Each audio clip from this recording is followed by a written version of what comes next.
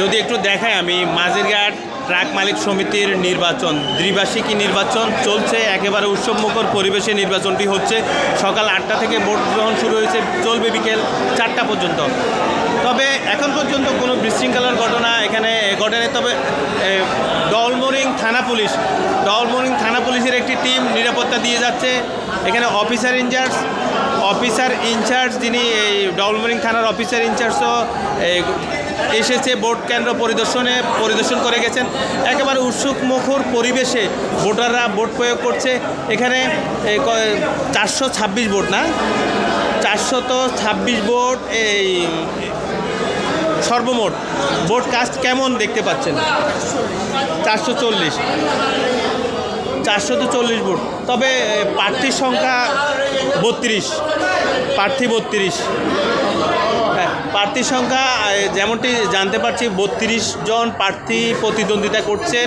তো উৎসবমুখর পরিবেশে ভোট গ্রহণ চলছে এখন পর্যন্ত। আমরা যদি একটু দেখাই আপনাদেরকে, কোনো ধরনের বিশৃঙ্খলা ছাড়াই ভোট গ্রহণ চলবে বিকেল 4টা পর্যন্ত, তেমনটি আমরা জানতে পাচ্ছি।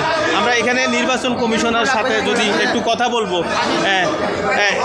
তিনি নির্বাচন কমিশনার সাথে আমরা একটু কথা বলতে চাই। আপনি নির্বাচন কমিশনার, এখানে ভোট কত ভোট এখন পর্যন্ত কীরকম কাস্ট হয়েছে ভোট? 70%, 70% কত সর্বমোট কত ভোট? 426। প্রার্থী কতজন? 30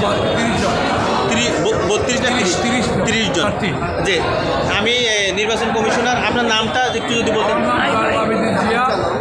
জয়নাল আবদিন জিয়া, সাবেক ওয়ার্ড কমিশনার, 29 নম্বর ওয়ার্ড। আরেকটা পরিচয় আছে, আমি একটা পরিচয় আছে বলবো। বলেন না।